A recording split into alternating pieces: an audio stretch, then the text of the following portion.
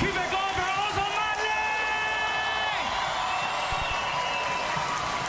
And keep it going, you guys, for my buddy, the craziest man in show business. Give it up for Martin!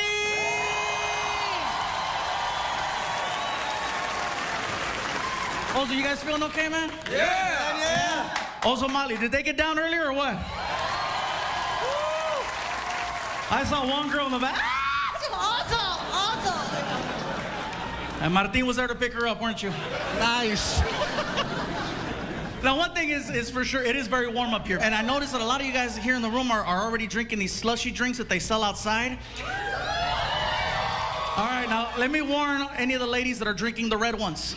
I know they look like Slurpees, but they're not, okay? What's in those drinks is actually 151 grain alcohol. Be careful. Be careful. When they sell those outside, you guys, seriously, they should have like a disclaimer video that pops up when you order it. Like the girl walks to the bar, you know, I would like to try one of the Slurpee thingies. You know, are you sure? Yes. And then the video pops up. This is not what you think it is. Be very careful.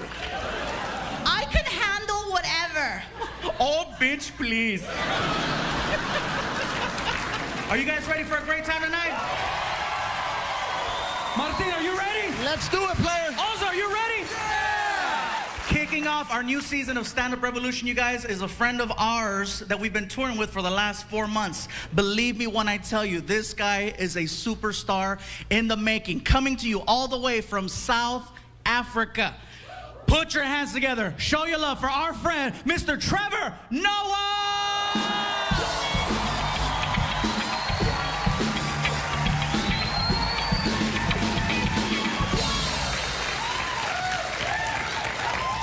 I'm glad to be here, man. This was my dream. My dream was to come to America, you know, not for a job or money or anything. I've got a great life back home. I always came here because I wanted one thing, and that is I always wanted to be black. I grew up in South Africa during a time known as apartheid. And for those who don't know, apartheid was a law in the country that made it illegal for black and white people to mix, which was awkward for me because I grew up in a mixed family. Well, with me being the mixed one in the family. My mother's a black woman, South African, and my father's Swiss, from Switzerland. So he was a white man. And, well, he still is. It's not like he changed. I say that like through hard work and determination, he became black. No, that did not happen. And sir, you're fine. I see the white guy going, is that part? No, it's not possible. You are fine, sir. He's still very white, very white. And so they got together, my parents, black mom, white dad, which was against the law, but they didn't care. They were mavericks, you know? Yeah, my mom was like, woo, I don't care, I want a white man, woo! And my dad was also, well, you know how the Swiss love chocolate, you know? So he was just, he was in there. And so they got together, and they had me, which was illegal. So I was born a crime. Which is something they never thought through, because as a family, we didn't live together normally. Like in the streets, my father had to walk on the other side of the road, and he could just wave at me from far, like a creepy pedophile. So my mom could walk with me, but if the police showed up, she had to let go and act like I wasn't hers every time. Be like, woo! Like, it's not mine, it's not mine. Felt like a bag of weed. And one fateful day, you know, because I was never given a race, I was never called black, never called white, I had the privilege of meeting an American, and he said to me, well, you know, Trevor, it's funny you say that, because if you come out to America, they'll label you as black. I said, really? He said, hell yeah. Everybody's black out there. And I was like, well, I want to be black. Yeah. I bought myself a plane ticket because I found out it's true. Mixed race people are categorized as black in America. Yeah, the only catch is you have to be successful first. Before that, they call you mixed, achieve success, and you get upgraded to black. All the famous mixed people have done it. Singers like Alicia Keys and Mariah Carey, mixed, but they say black, right? Tiger Woods, mixed, but they say black golfer. The most famous mixed person on the planet, Barack Obama, mixed, half and half, but you say your first black president. When he was running, he was the mixed candidate. Now it seems obvious. People are like, yeah, he won. Back then, nobody believed he would win. I remember comedians dissing him. They'd come up and be like, how many of y'all seen that mixed race fool running for president? Y'all seen that crazy-ass mixed fool? How some mixed fool gonna come in? Even a black man can't win. This mixed fool thing gonna win. He gonna win. Ain't no mixed fool. I ain't seen no mixed fool coming out here winning in the United States. That mixed fool, that mixed fool. And then he won, and all of a sudden they were like, my So I see. And I wanted black. So I bought myself a plane ticket. Yeah, 18 hours of flying, that's what I had to sit through. 18 hours of non-stop flying. I didn't sleep a wink. I sat on that plane and I watched every single black American movie and TV show I could find just so I could practice being black. I was not gonna mess up that black opportunity. I just sat there like a madman in my chair, just like watching movies, practicing. Yeah, yeah, you know what I mean, you know what I mean? Yeah, yeah. Oh, you laugh, but I landed in Miami and I was fluent in my black American. For shizzle my nizzle, I was just, yeah. I was so black, I was even laughing black. I was like, ha, ha, ha. Yeah, my man. I was super black. Till some guy came up to me and was like, oye, papi. Ya llegamos, eh? 18 hours of flying and I still wasn't black. I was Puerto Rican. You guys have been great. Thanks for having me. Ladies and gentlemen, keep it going for Trevor Noah. We'll be right back with more Stand-Up Revolution.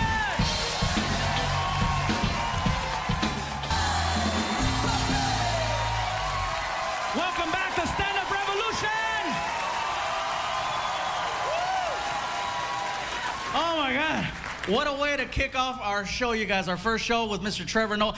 Martin, Trevor Noah. Dude, it was amazing, bro. Did you see the women's response to Trevor? How many ladies find Trevor's accent incredibly sexy? How many of you guys found Trevor Noah's really ozo? I'm not gonna lie, I'm not gonna hate on him. Wait, ladies, you went crazy for him. I know, he's a good-looking man. I'm not gay, but if we were locked up, hell yeah. Oh, you don't even know.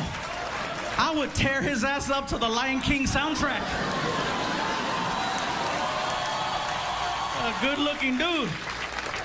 I gotta tell you guys, Trevor Noah has been on the road with Martin and I for, like I said, the last 4 months, and he's a great friend and a funny man. And any of the stories you guys might have heard about us in the past and the practical jokes, they've all been true, especially when a new guy shows up. You know, Trevor's a cool dude, you guys, but we couldn't wait to have fun with him. So let me tell you a quick story. We were doing a show in a city called Eagle Pass in the state of Texas. Now, got some Tejanos in the house? What's up? You far from home, coño. So anyway, we're doing a show out in Eagle Pass, Texas. Now, I have a friend of mine named Rick Gutierrez, who's also a comic who was on last season, who lives in San Antonio, Texas, which is about an hour or so away from Eagle Pass. He bought a new car and he drove from from San Antonio to Eagle Pass to meet up with us for a show that night.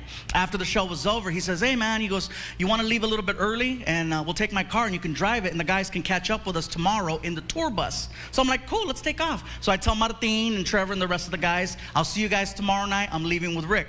So we get in Rick's car and I get to drive. We head to San Antonio. About 30 minutes into the drive, we start seeing flashing lights on the side of the freeway. And then a big sign that comes up and it says, immigration checkpoint ahead. Okay? Don't worry, this story ends differently. So anyways, I still get nervous. You know, I'm driving and I pull up to the line. And I'm sitting there and I'm just waiting for the officer to say something that's gonna annoy the hell out of me. So I'm just waiting, and here comes the officer, and when he saw me, he said, "Oh, Fluffy!" And when I heard that, in my mind, I was like, I'm not going to jail. He's like, dude, what are you doing here? I said, well, we have a show tomorrow night in San Antonio, and we're just passing through. Where's your tour bus? I said, well, my tour bus is back in Eagle Pass with the other guys. He goes, can we take a picture? I go, what about, you know, cars coming? He goes, there hasn't been a car here in hours. So we get out of the car, we take some pictures with the immigration officer and the dog, you know. We get back inside, and he says, thank you so much for taking the picture with me. I really appreciate it, man. We're just bored right now. I go, really? You guys are bored? Yeah, we're bored. I said, well, my tour bus is going to be passing through here in about 2 hours. And I says, we have a new guy on the bus who's from South Africa, and he's been bragging about his immigration status and how he never has problems with customs or immigration because all of his paperwork is always in order. I'm just saying, you know, if you're bored. Next morning, you guys, I get a text from Trevor, okay? And you see how cool and calm he is. That text sounded mad. I just look at it and it said, "You're a dick." I couldn't get to Trevor fast enough to hear the story, right? So Martin and I, we pull up to the theater, and we see Trevor.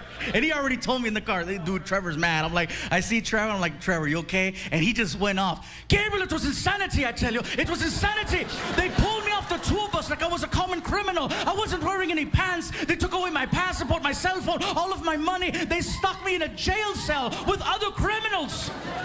Don't you have anything to say?" I said, "Dude, you said you wanted to be black."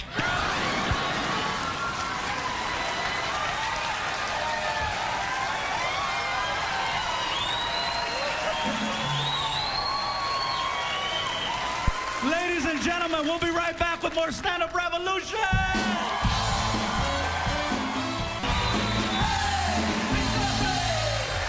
Welcome back to Stand Up Revolution. Keep it going for Ozo Monday. Are you guys ready for more show? Martin, are you ready? I'm ready, player. Let's do it. Ozo, you ready? Yeah!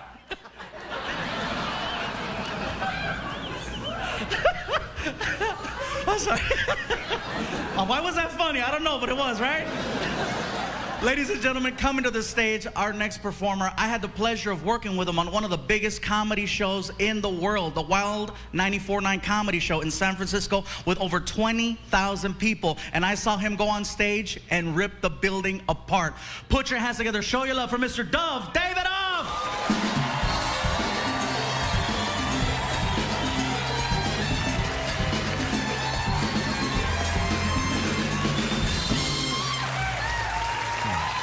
The band, keep it going for the band.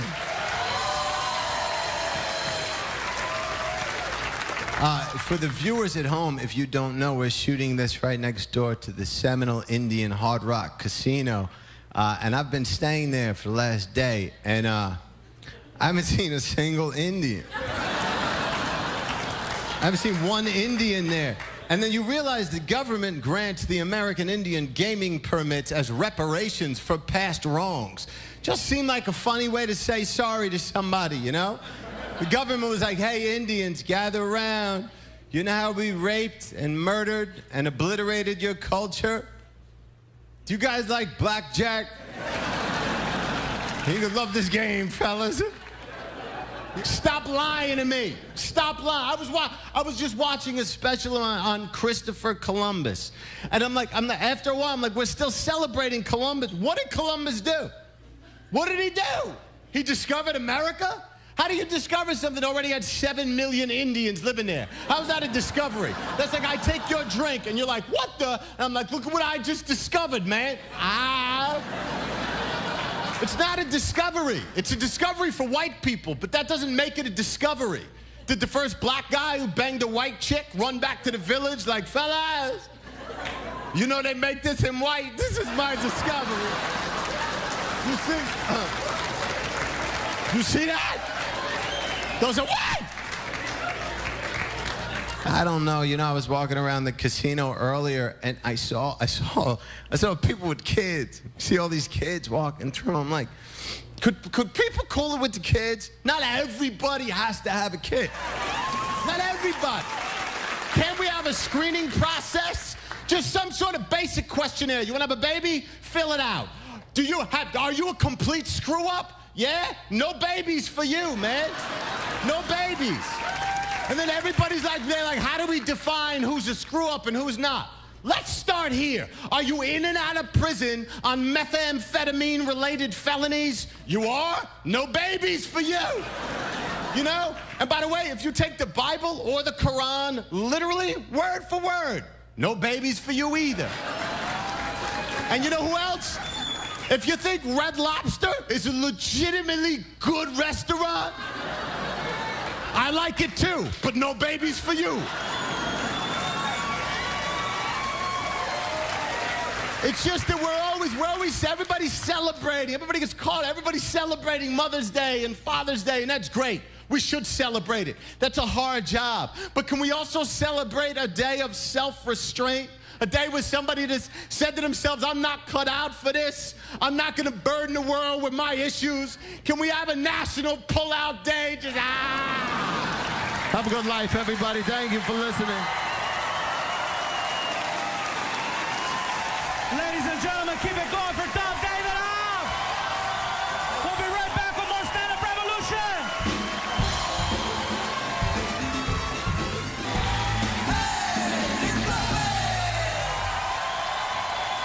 Welcome back To Stand-Up Revolution. My name is Gabriel Iglesias, the artist formerly known as El Pikachu! You guys, last year on season 1 of Stand-Up Revolution, we were very honored that Ozo Motley wrote that song, Hey, It's Fluffy, and we did a really cool music video where I got to pick up Martin and the Beetle, and it was really fun. And this time around, you guys, we got to do it again. We got a new music video, and this time the new song, of course, was the theme song from last season, Stand-Up Revolution. So now, ladies and gentlemen, the world premiere of Stand-Up Revolution by Ozo Motley.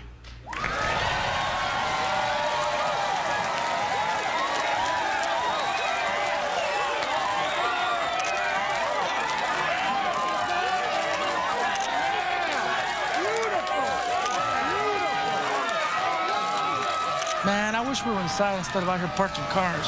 Stop dreaming, bro. We got a gang of cars to park. Let's go, man.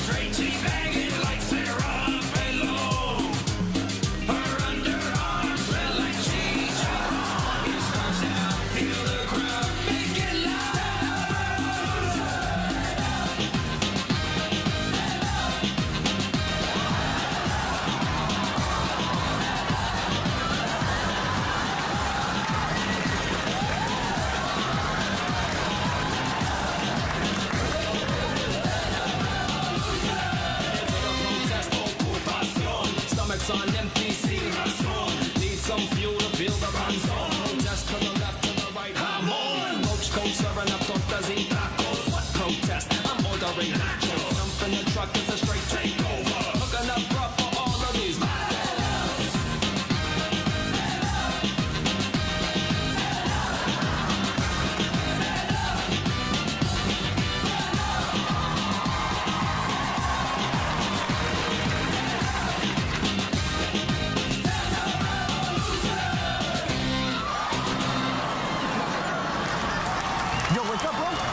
Let's go.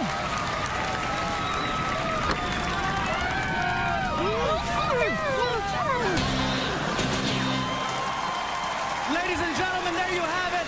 Thank you guys for joining us. We'll see you next week with more Stand-Up Revolution.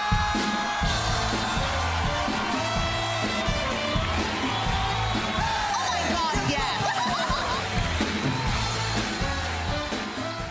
Next Thursday. Hey, that's right. Big Daddy's coming to town, girl. Get ready for a revolution in comedy. You better not pee on me. Gabriel Iglesias presents Stand-Up Revolution. It's a scary place. New episode next Thursday at 10.